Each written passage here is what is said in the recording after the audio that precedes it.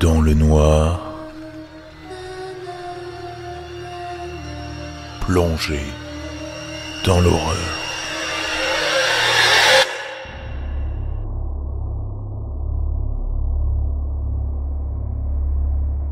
Voici ce qui m'est arrivé il y a quelques années à l'Université des Arts de Philadelphie.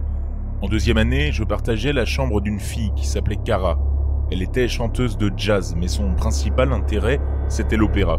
Nous avions une petite chambre au 6e étage d'un dortoir appelé Juniper Hall. Les murs étaient minces et ces répétitions de chants et de voix m'empêchaient de dormir. Alors, après un mois environ de sommeil perdu, je l'ai convaincu de réaliser ces exercices de chant de fin de soirée dans des studios de musique du théâtre Merriam, situé à un pâté de maison de là. Un soir, vers 8h, Cara a annoncé qu'elle s'entraînerait tard pour un prochain récital et qu'elle ne rentrerait probablement pas avant minuit environ. « Super !» me suis-je dit. « Ça veut dire que je peux me coucher tôt. » J'étais crevé, j'avais passé une journée horrible dans le studio de théâtre et j'étais prêt à m'évanouir. Elle m'a dit bonne nuit et elle est partie. Café et partition à la main. Moi, j'ai cuisiné du fromage grillé et de la soupe. Je l'ai englouti et j'ai immédiatement commencé à me préparer pour aller au lit. Quand je suis sorti de la douche, mes paupières étaient si lourdes que je pouvais à peine me brosser les dents. J'ai enfilé mon pyjama et je me suis glissé dans le lit du haut de notre lit superposé. Je me suis endormi dès que ma tête a touché l'oreiller. Je devrais prendre une seconde pour vous décrire la disposition de notre appartement à l'époque.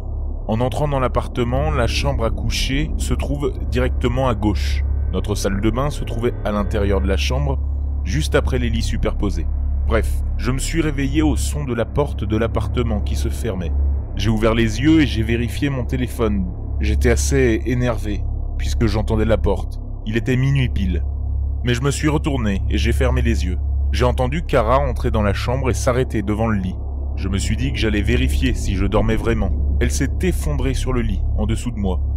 Ce qui était étrange car elle se brossait les dents d'habitude et se lavait avant de se coucher. Le matelas en dessous de moi grinçait. Et d'un coup, il n'y a plus eu de bruit. Je ne pouvais même pas entendre ma coloc respirer. J'ai commencé à délirer. J'étais au bord du sommeil profond lorsque j'ai été réveillé par un bruit. Une clé dans la serrure, l'ouverture de la porte. Et Cara, entrant dans notre appartement, fredonnant un air d'opéra. C'est là que le matelas en dessous de moi a grincé.